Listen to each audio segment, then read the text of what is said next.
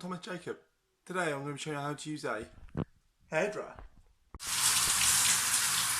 We've now got our wet hair. We've now got a hairdryer. Admire its racing white colour with its grey enamel look, with its aerodynamic propeller to get the best ability to the. Not to mention its dual motor. But the best part of all, the best part of all, this little special button here. Let me show you what you can do. So, we've got our hairdryer now. It's ready to go. See what happens next by using the magic button.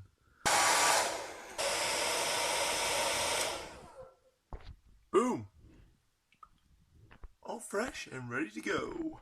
Hope you enjoyed this morning tutorial about how to use the hairdryer. Ooh. Thank you very much for watching. Hope you enjoyed that video. Ooh.